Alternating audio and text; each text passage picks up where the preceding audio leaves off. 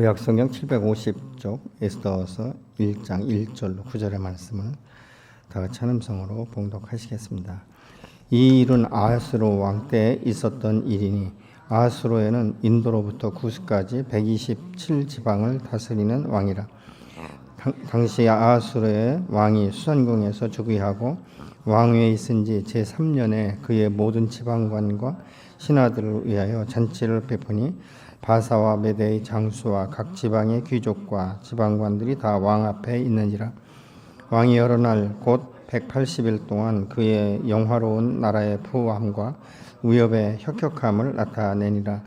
이날이 지남에 왕이 또 토성 수산에 있는 규천간의 백성을 위하여 왕궁 후원뜰에서 7일 동안 잔치를 베풀세 백색, 녹색, 청색 휘장을 자색 가는 배줄로 대리석 기둥을 은고리에 메고 금과 은으로 만든 걸상을 화반석, 백반석, 운모석, 흑석을 깐 땅에 진설하고 금찬으로 마시게 하니 잔의 모양이 각기 다르고 왕이 풍부하였으므로 어주가 한 안이 없으며 마시는 것도 법도가 있어 사람으로 억지로 하지 않게 하니 이는 왕이 모든 궁의 관리들에게 명령하여 각 사람이 마음대로 하게 함이더라.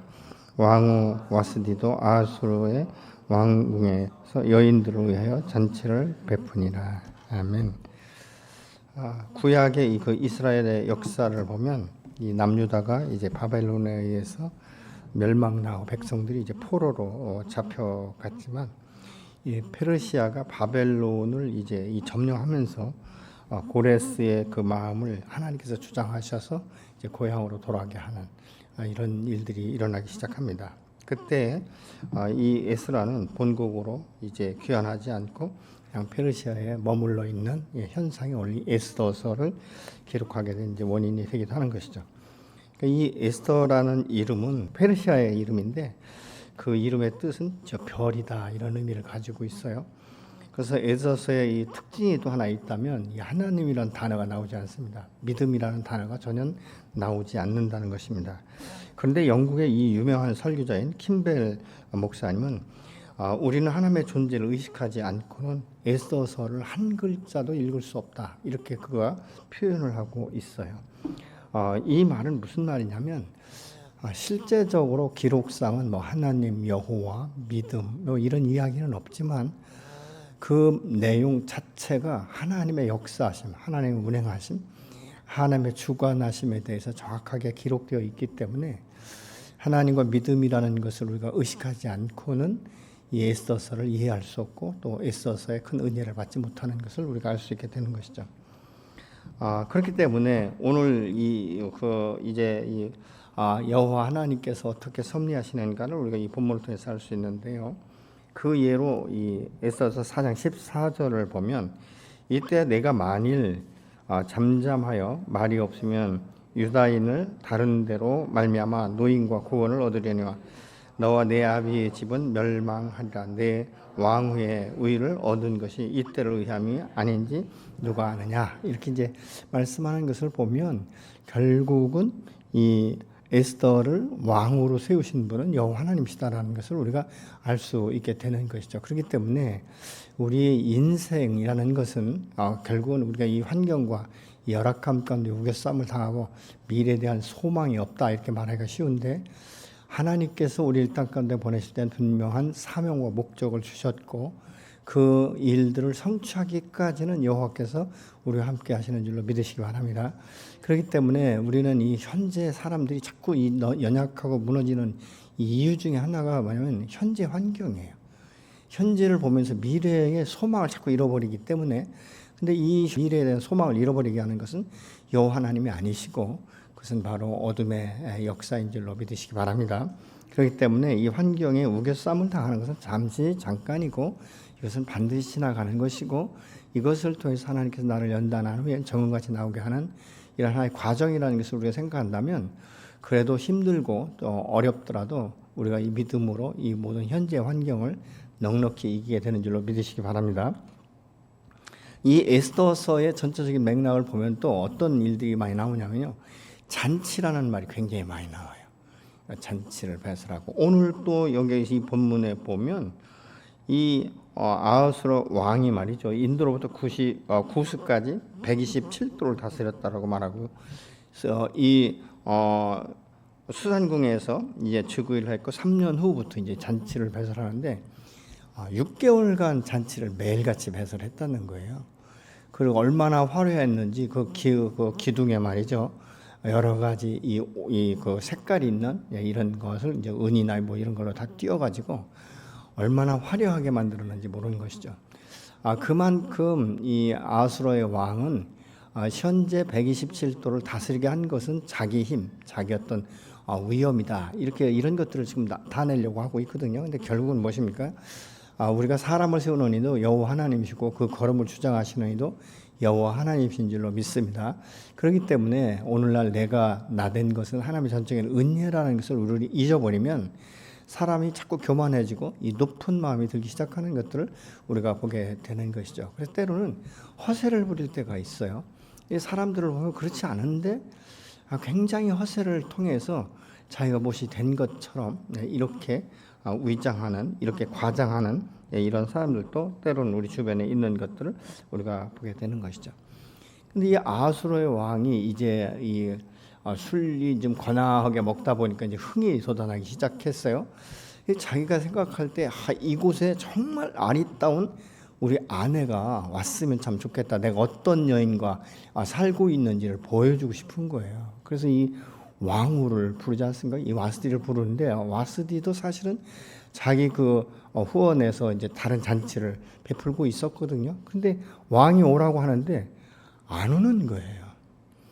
이 왕이 생각할 때 얼마나 개인적으로 그게 좀 드러내려고 했던 건데 이게 다 꺾이니까 오늘날로 말하면 쪽팔리는 거죠. 아니 왕후가 내 말을 안 들어? 그러면 나는 이 권위를 이제 상실한 것으로 생각하는 것이죠. 그래서 그 주변에 이제 법을 잘 아는 사람을 불러서 묻습니다.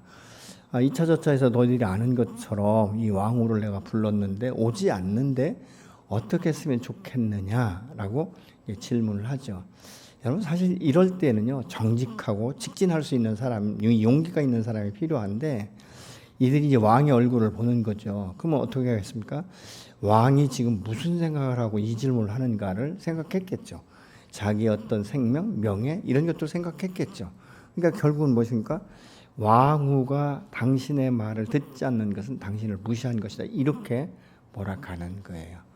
사실 어떻게 보면 이 본인을 불러다가 물어볼 수도 있는데 그렇게 하지 않았다는 것이죠.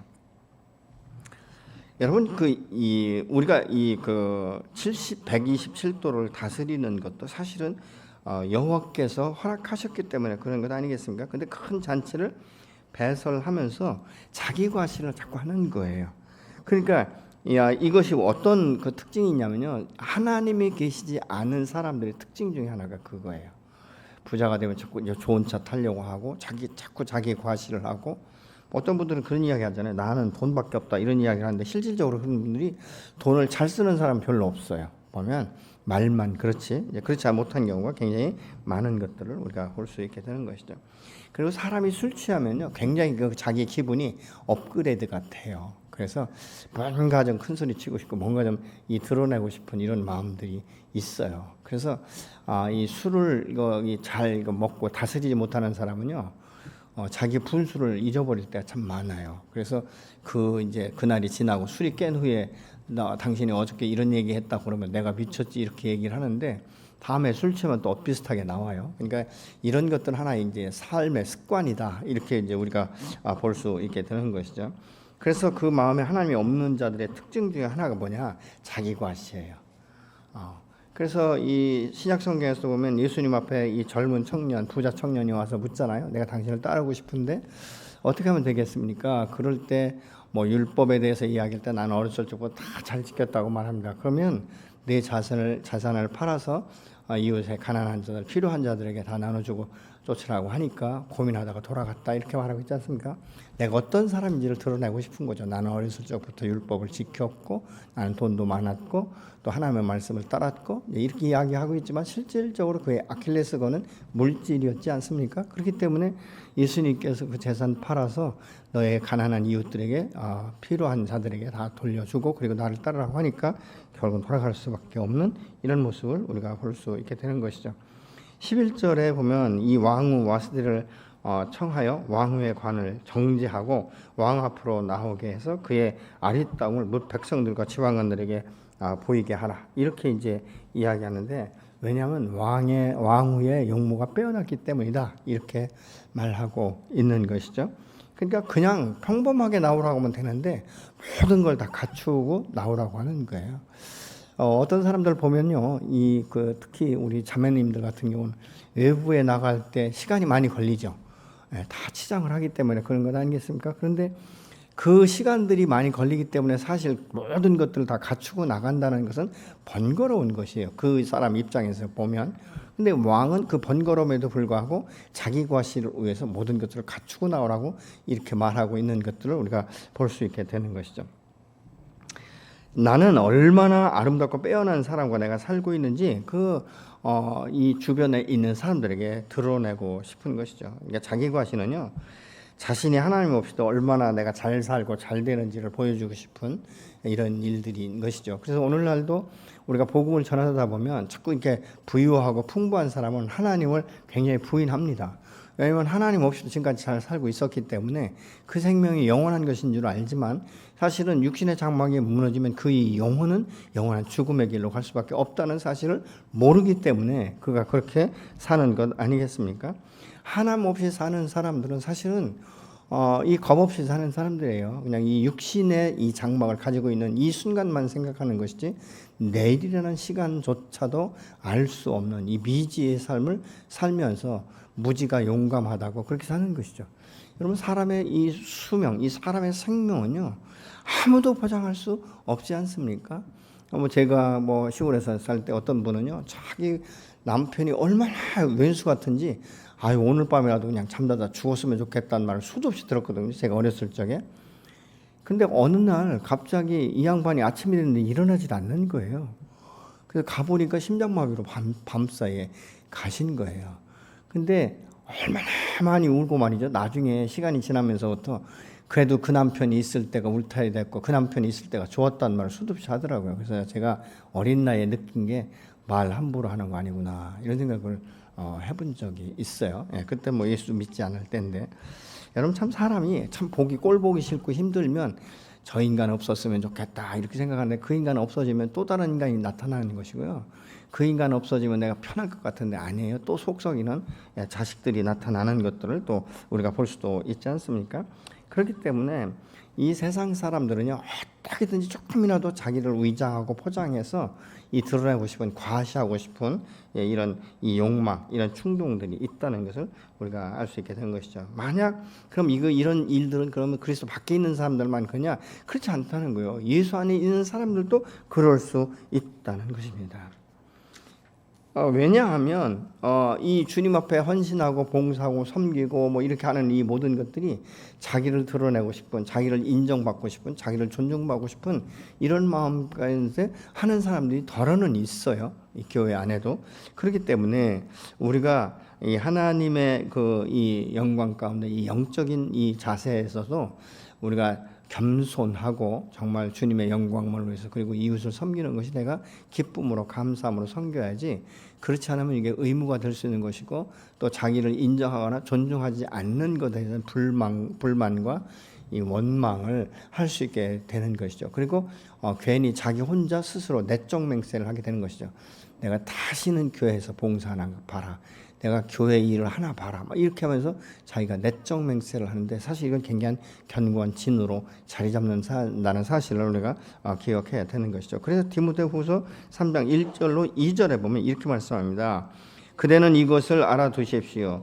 말세 어려운 때가 올 것입니다. 사람들은 자기를 사랑하며 돈을 사랑하며 뽐내며 교만하며 하나님을 모독하며 부모에게 순종하지 아니하며 감사할 줄 모르며 불경스러우며, 이렇게 세번역 성경은 말씀을 하고 있는 것이죠. 그러면 이런 현상들이 교회 안에서도 얼마든지 일어날 수 있다는 것이죠. 자기를 사랑하고 부모를 공경하지 않고 하나님의 법을 따르지 않고 이런 일들이 일어나기 시작한다는 것을 이 디모데후서에서 말씀하고 있는 것을 우리가 볼 수 있게 되는 것이죠. 나름대로 열심히 신앙생활하는 것 같았고 다른 사람들보다 더 섬기고 좀 예배에 열정적으로 참여하는 것처럼 보였지만 그 사람 중심, 그 속 사람은 어디에 그 마음 중심을 갖고 있는가, 이것이 매우 중요하다는 것입니다. 사람에게 보이고 이 하나님 앞에 보이려고 할 때 사람 앞에서는 인정받을 수 있을지 몰라도 하나님 앞에서는 가증한 모습으로 드러나는 거예요. 왜냐하면 하나님 그 마음 중심을 아시지 않습니까? 그 동기부터 아는 거예요. 여러분께 주의를 하는 것은 동기부터 순수해야 돼요. 그래서 더 이상 뭐 내가 준다고 뭐 자세할 것도 아니고 안 준다고 해서 내가 뭐 할 것도 아니고, 그렇기 때문에 하나님의 일은 그 은혜의 빚진 자의 심정을 가지고 감사함으로 어떤 일을 하든지 해낼 때 그게 보람 있는 것이고 기쁨이 있게 되는 줄로 믿으시기 바랍니다. 그래야 우리의 마음 가운데 지속성을 가질 수 있어요. 그런데 그렇지 않고 동기가 굉장히 안 좋은 동기, 인정받고 싶고 존중받고 싶고 또 뭔가 성취하고 싶어서 하는 일들은요, 그것이 자기 안에 와 닿지 않으면 그 다음부터는 굉장히 실망하고 실족하고 상대방을 공격하는 이런 그 모습들로 나타나는 것을 오늘날 우리 현실 가운데도 보게 되는 것이죠. 그래서 이 주님 앞에서 무슨 일을 하든지 내 내면의 동기가 무엇인가를 한번 질문할 필요가 있는 것이죠. 하나님을 향한 순수한 마음과 믿음으로 하는가, 아니면 사람들로부터 인정받고 높임받고 싶은 마음이 있는가를 좀 돌아볼 필요가 있는 거예요. 자기 점검을 할 필요가 있습니다. 내가 이렇게 하는 것은, 내가 이렇게 물질을 헌금하는 것은, 내가 뭐 어딜 청소하는 것은, 내가 목자나 교사로 또 섬기는 것은 그 동기가 무엇인가를 우리가 생각해 봐야 되는 것이죠. 제가 지금까지 신앙생활하고 목회를 하면서 느끼는 것은 뭐냐면, 동기가 불순하면 멈춰 서 있는 것이 복이에요. 그 사람에게도 복이고 다른 사람에게도 복이고 교회 안에도 복이 되는 것들을 우리가 보게 되는 것이죠. 여러분, 사람이 임직자를 세우고 나서 보면요, 그 임직자 마음 중심이 어디에 있는가를 시간이 지나면서 알 수 있게 돼요. 그가 임직자로 세워지기 전에 그렇게 충성하고 그렇게 뭐 하더니 임직 딱 쓰면서부터 자기 중심이 생기기 시작하고 자기가 교만해지고, 그래서 모든 해석을 자기 중심적으로 해야 되는 것이죠.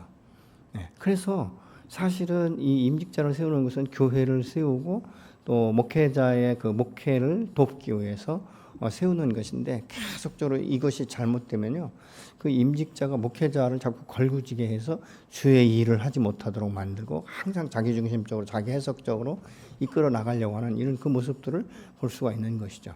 이런 것들을 우리가 볼 수 있다는 것이죠. 내가 주님 앞에 예배드리는 것, 섬기는 이것이 그 기쁨으로 하는 것인가, 아니면 억지로 하는 것인가, 아니면 그 동기가 정말 순수하지 못한가, 이런 것들을 좀 돌아볼 필요가 있다는 것이죠. 여러분, 사람들로부터 인정받고 높임 받고 싶은 이런 마음이 있으면 자기도 모르게 그 안에 은근히 드러내고 싶어지는 것이죠. 이제 이런 마음이 있으면 사실 멈춰서는 것이 은혜인 줄로 믿습니다. 내가 다른 사람보다 좀 더 유명해 보이고 우월해 보이고 이 탁월해 보이는 사람처럼 보인다면 정말 하나님 앞에 나아가서 자기 중심을 지킬 수 있도록 회개하면서 기도할 필요가 있는 것이죠. 이 마태복음 6장 5절로 6절에는 보시겠습니다. 너희는 기도할 때 위선자들처럼 하지 말아라. 그들은 사람에게 보이려고 회당과 큰 길 모퉁이에 서서 기도하기를 좋아한다. 내가 진정으로 너희에게 말한다. 그들은 자기에게 상을 이미 다 받았다. 너는 기도할 때 골방에 들어가 문을 닫고서 숨어서 계시는 내 아버지께 기도하여라. 그리하면 숨어서 보시는 너희 아버지께서 너에게 갚아 주실 것이다. 이렇게 세번역 성경은 말씀을 하고 있어요.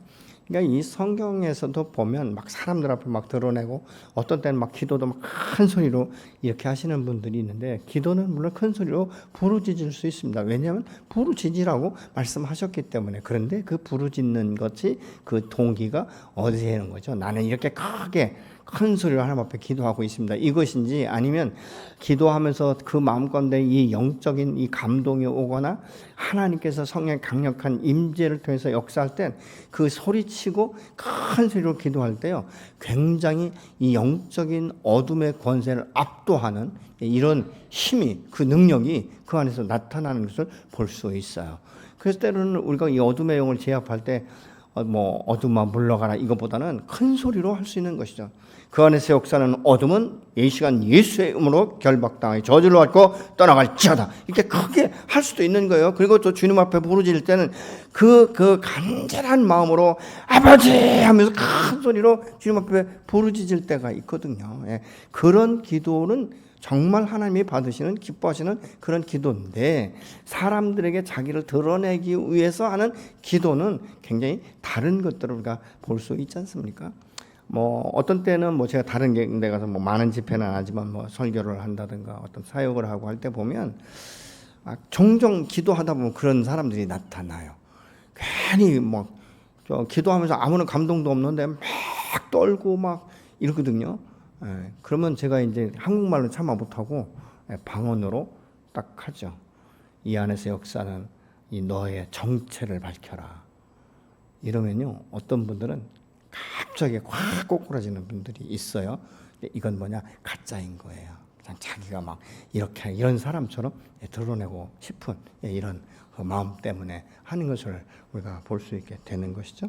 그렇기 때문에 우리가 주님 안에서 사람을 의식하거나 자기를 의식하는 것이 아니라 오직 주님만을 바라보며 기도하고 또 주의 뜻을 따라서 그 말씀 앞에 순종하고 그 언약을 성취하시는 분이 여호와 하나님이시며 나의 미래, 나의 장래, 그리고 내 인생 전체를 아시는 여호와 하나님 앞에 맡기는 이 기도, 그리고 주님께서 그 마음을 주실 때는 그 기쁨으로 모든 일에 순종할 때 하나님은 그 일들을 통해서 우리의 삶을 회복시키시고 우리를 새롭게 세우시고 우리를 적당한 것으로 배치하시는 이런 그 모습들을 우리가 볼 수 있게 되는 것이죠. 그래서 우리가 인정받는 것은 눈에 보이는 사람이 아니에요.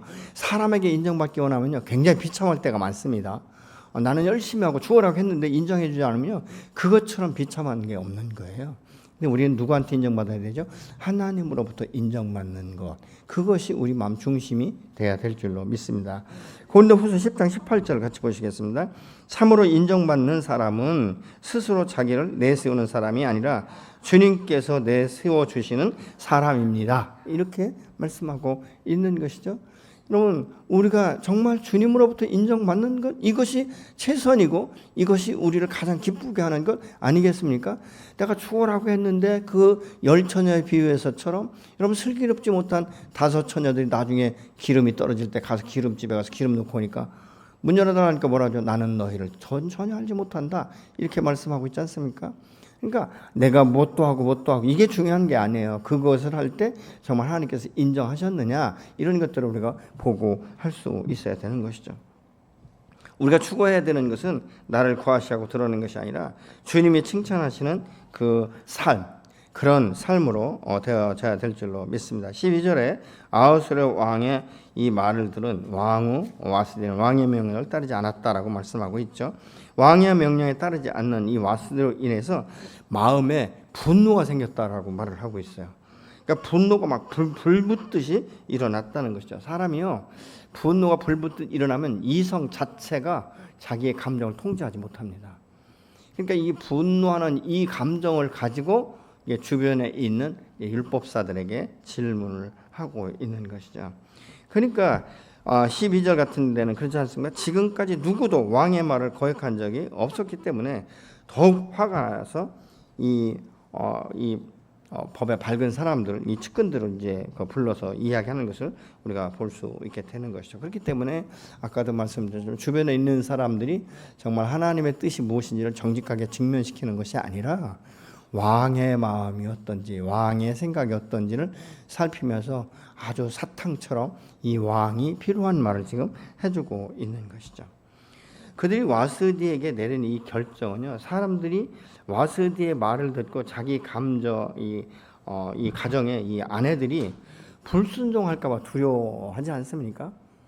그러면 이 남편으로서의 권위가 상실된다는 것이죠. 그렇기 때문에 아무리 와스디가 왕으로 할지라도 왕의 명령을 지키지 않으면 그거에 대한 분명한 체벌이 있어야 된다. 이렇게 지금 말하고 있는 것이죠. 근데 그 체벌이 무엇입니까? 왕위의 직위를 폐지시키는 거예요. 여러분, 이건 참 인간적으로 볼 때 얼마나 비참합니까? 그렇지 않습니까? 아니, 남편 말 한 번 안 들었다고 그냥 그 아내의 이 모든 존재 자체를 무시해 버리는 것이죠. 이런 것들을 우리가 볼 수 있다는 것이죠. 내 말 안 들어? 그럼 오늘날로 말하면 무엇일까? 이혼하자 이렇게 나오는 거죠. 근데 요즘 아마 여자들은 이혼하자고 해서 겁먹을 사람 별로 없을 거든요. 저희 세대만 해도, 우리 부모님 세대만 해도 이혼하자는 말 잘못했다가는 본전도 못 찾는 이런 경우가 많은데, 요즘에는 뭐라면 그래요? 나도 진적부터 하고 싶었어. 잘 됐어. 이렇게 할 수 있지 않습니까? 그래서 이게 요즘에 보니까요, 이 젊은 사람들하고는 우리가 대화가 잘 안 돼요. 어떤 때 보면. 제가 목사인데 이 지방에 한 지금 거의 40개 교회 되는데요. 젊은 사람들이 거의 한 3분의 2 이상 돼요. 근데 대화하다 보면요, 전혀 우리하고는 달라요. 그래서 어떤 때 보면 깜짝깜짝 놀랄 때가 있어요. 그러면서 이제 제가 많은 걸 이해를 해요. 그래서 목회자도 젊은 사람의 세대, 이 세계관, 이 가치관, 뭐 이런 사고 체계 이런 것들은 우리하고 너무 다르다, 이런 것들을 발견하게 되죠. 그래서 가능하면 이제 그러면서 이제 우리 교회에 와서 젊은이들을 보는 거죠. 그래서 많은 부분에 대해서 제가 이렇게 이제 이해가 되는 그런 경우가 참 많습니다. 그래서 이 18절에 보니까 오늘이라도 이 바사 메대 귀 부인들이 왕위의 행위를 듣고 모든 지방관들에게 그렇게 말하리니, 그래서 이 멸시와 분노가 더 많이 일어날 것이다, 이렇게 말하고 있어요. 그러니까 이 사람은요, 이 여호와 하나님, 이 성령이 없는 사람들의 말은 굉장히 극단적이고요. 이런 것들을 우리가 볼 수 있어요. 아니 왕후가 그렇다고 해서 모든 그 사람들이 다 그런 여자들은 아니지 않습니까? 그런데 그렇게 될 것이다라고 생각하는 거예요. 그러니까 미래에 대해서 이 소망이 없는, 미래를 알지 못하는 사람들은요, 굉장히 말이 단순해요. 그래서 현재의 상황, 이것만 극복하면 되는 것처럼 착각하는데 그게 아니지 않습니까? 여러분, 그렇기 때문에 믿음의 사람은 말부터도 미래지향적이면서도 소망을 가지고 살아가는 이런 단어들을 가능하면 사용할 수 있도록 우리가 훈련되어져야 될 줄로 믿습니다. 그래서 하나님의 사람들은요, 다른 사람과 대화할 때 긍정적으로, 그리고 소망을 불러일으켜서 인내할 수 있도록, 그래서 현재의 이 암담한 현실을 극복할 수 있도록 이렇게 여운을 남기고 그 에너지를 주는 이런 언어들을 사용할 수 있어야 될 줄로 믿습니다. 그렇기 때문에 우리가 예수 믿으면서 항상 부정적이고 두렵고 염려하고 근심에 빠지고 초조한 사람들은요, 다른 사람들을 권면할 때도 힘있게 권면을 못하는 거예요. 여러분은 어떻습니까? 여러분의 현재의 삶과 미래에 대해서 소망이 있으십니까? 어떤 분은 자꾸 과거 지향적이에요. 과거에도 내가 소망이 없었고 오늘날도 소망이 없기 때문에 미래에도 소망이 없을 것이다, 이렇게 말씀하시는 분들이 있는데요. 아니에요. 과거에는 비록 그랬고 오늘도 내가 힘들지만 내일은 새로운 소망의 길로 여호와께서 반드시 문을 여시는 줄로 믿으시기 바랍니다. 여러분, 이스라엘 백성들이 430년간 애굽에서 종살이했지만 종살이로 끝나는 거 아니고 하나님이 그들의 조상에게 언약했던 말씀대로 출애굽시키는 역사가 일어나지 않습니까? 그리고 때가 되니까 약속의 땅으로 인도하시는, 역사하시는 이 하나님을 우리가 경험하지 않습니까? 여러분, 우리 인생도 마찬가지죠. 그리고 여러분의 가문도, 여러분의 가정도 그렇게 변화시키시고 결국은 하나님의 영광 가운데 뿌리를 내려서 승리케 하는 복인의 가정으로 세워가시는 줄로 믿으시기 바랍니다. 그렇기 때문에 현재 어떤 다툼이나 이런 것 때문에 막 분노하고 이게 막 활화산처럼 터져나가가지고 이 사람들에게 이 잘못된 이 판단을 내리는 일이 없도록, 그래서 우리가 주님 앞에 나아가서 기도하면서 우리 마음 가운데 성령이 다스리고 좀 편안한 마음, 넓은 마음, 미래지향적인 마음을 가질 수 있도록 기도해야 될 줄로 믿습니다. 이것으로 인해서 왕 와스디는 바로 폐위가 되고 새로운 왕을 세우기로 결정을 합니다. 근데 또 다른 면에서 볼 때 이 에스더서를 전반적으로 보면요, 하나님의 역사하심이에요. 하나님이 이 이스라엘을 새롭게 세우기 위해서, 그리고 이곳에 있는 이스라엘 백성, 이 유다인들을 건지기 위해서 이 에스더를 왕으로 세우기 위한 하나의 시간이라고 우리가 또 다른 측면에서 볼 때 그렇게 볼 수 있습니다. 와스디의 측면에서 볼 때 굉장히 비참한 결말을 가져오지만 이 에스더나 이 이스라엘 백성들을 향해서는 여호와 하나님께서 새로운 소망의 문을 열어가는 하나의 시간들인 것을 우리가 볼 수 있게 되는 것이죠. 그래서 사실은 이 에스더 같은 경우는요, 인맥이 없지 않습니까? 인맥이 없는 사람이에요. 그 뭐 왕 앞에 당당하게 설 수 있는 어떤 가문도 없고 그런 것 아니겠습니까? 요즘엔 어떤 때는 그렇지 않습니까? 이거 뭐 다른 이야기일 수 있지만 여러분 결혼할 때 굉장히 조건적으로 제시하는 사람들 많잖아요. 예를 들면 뭐 자매님 집이 부자냐, 뭐 부모들의 직업이 뭐냐, 뭐 돈은 있느냐, 뭐 이런 걸 질문하고 또 반면에는 어떻습니까? 이 형제들의 집에서 집 사줄 수 있냐, 그 직장이 어디냐, 월급은 얼마 받냐, 뭐 지구인은 어떠냐, 이런 것들 굉장히 따지는 사람들이 참 많지 않습니까? 그렇기 때문에 이런 세상에 우리가 지금 살고 있는 거예요. 그러니까 이런 것들을 보면 참 그래도 내놓으라 하는 뭐가 있어야 되는데 적어도 왕으로 서려면 그렇지 않습니까? 근데 그 에스더 같은 경우는 뭐예요? 포로로 잡혀온 그 가정 가운데서 살아남은 사람이지 않습니까? 그러니까 실질적으로 보면 별 볼 일 없는 출신이에요. 가문도 그렇고요. 그럼에도 불구하고 여호와 하나님께서 그를 세우기 시작하는 것을 우리가 볼 수 있게 되는 것이죠. 그래서 이 모르드게 같은 경우도 모두가 잊혀졌고 결국은 죽게 된 그 위기에서 이 에스더를 통해서 죽으면 죽으라는 일사의 각오를 가지고 왕 앞에 섰을 때 왕의 마음에 감동을 받아서 이 에스더가 얼마나 아름답고 예쁜지 결국은 이 일들을 허락해서 위기에 몰렸던 이스라엘 백성들을 살리시는 이런 경우를 우리가 이 에스더서를 통해서 볼 수 있게 되는 것이죠. 하나님은 오늘 또 여러분 한 사람을 통해서 이 땅 가운데 이 열방 가운데 하나님의 나라가 임하고 하나님의 영광을 드러내기를 원하시는 줄로 믿으시기 바랍니다.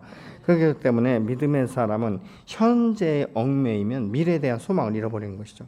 새로운 꿈과 비전을 살 수가 없는 거예요.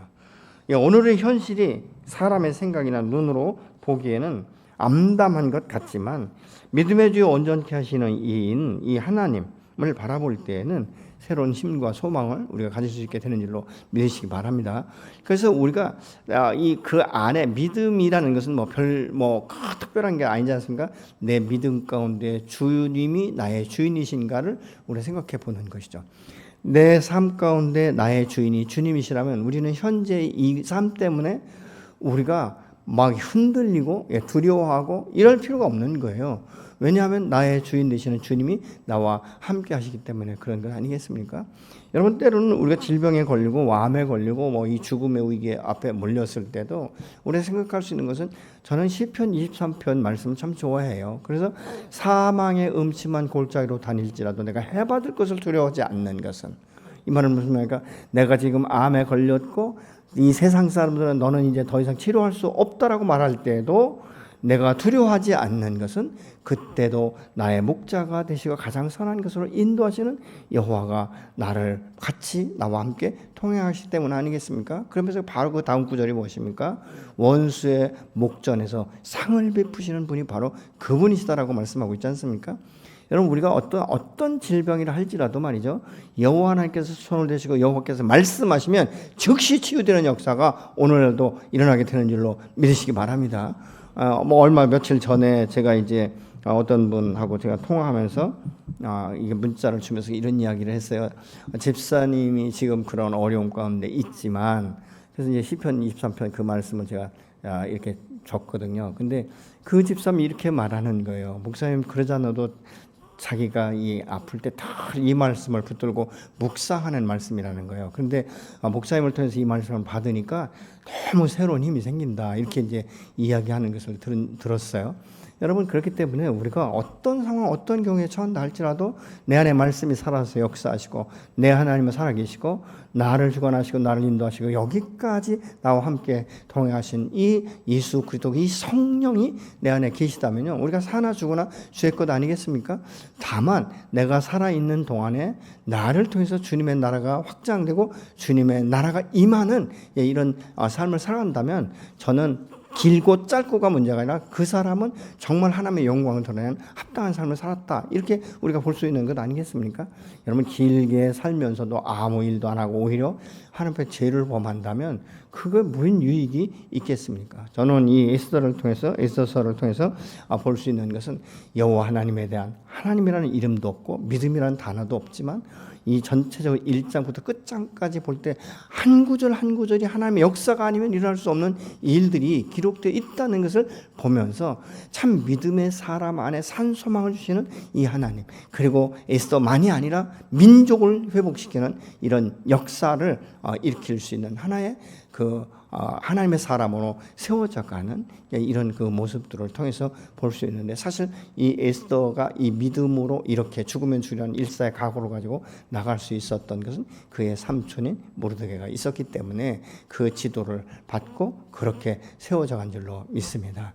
우리 안희숙 여사님 같은 경우도 자기가 신사참배 거부하면서 내가 죽으면 죽으리라 이렇게 이야기할 때 그 믿음의 뿌리는 어머님으로부터 왔다는 거예요. 자기 부모님들로부터 왔다. 그래서 그 어머니가 밤새도록 끊임없이 자기를 위해서 기도하는 소리를 들으면서 아주 귀찮을 정도로. 그래서 그게 왜 귀찮냐면 자꾸 주의 종에게 결혼할 수 있도록 이렇게 헌신하는 기도를 하시니까 자기는 그렇게 하고 싶지 않은데, 자기는 어떤 공대나 이런 곳에 나와서 유수한 사람하고 만나고 싶은데 하도 어머니가 그런 기도를 해서 자기가 굉장히 거북했다, 듣기 싫었다 이렇게 얘기하더라고요. 근데 나중에 결혼 무엇입니까? 그 MIT 공대를 나오신 김동명 목사님하고 결혼을 해서 자기의 기도도 들어주셨고, 결국 나중에는 그분이 목회자로 헌신하셔서 어머니 기도 들어주셨다 이런 이야기를 해요. 그러면서 내가 신사참배를 거부할 수 있던 건 내가 믿음이 좋아서 내 힘이 아니라 여호와께서 힘을 주셨고, 그렇게 내가 할 수 있도록 믿음을 이 전수해준 부모님의 역사다, 이런 간증을 제가 직접 들어본 적이 있습니다. 여러분, 이 에스더서를 보면 그렇기 때문에 참 어떻게 보면 무명의 사람이었는데 하나님의 장중에 잡히니까 얼마나 귀하게 쓰임 받았는지를 우리가 전체적으로 볼 수 있다는 것이죠. 하나님은 오늘 또 저와 여러분을 통해서 이런 역사를 이루기를 원하시는 줄로 믿으시기 바랍니다. 그렇기 때문에 스스로 여러분 자신을 존재 가치를 비하하지 마세요. 현재의 어떤 상황, 현재의 역경, 현재 여러분의 위치 때문에 묶이지 마시고, 그럼에도 불구하고 하나님이 붙잡으시고 하나님이 쓰시고 하나님이 세우시면 정말 이 열방을 취하는 것이 무엇인지를 경험할 수 있도록 역사하시는 줄로 믿으시기 바랍니다. 여러분과 여러분의 가문을 새롭게 세우시고 충만케 하시고, 여러분들을 통해서 그 주변의 사람들이 은혜를 받게 되는 것이고 영적인 구원을 받게 되는 것이고, 그들이 거듭나는 이런 역사와 함께 그들을 보호하고 그들을 위해서 축복의 통로로 쓰임받는 하나님의 살아있는 증인으로 오늘도 세우실 줄로 믿습니다.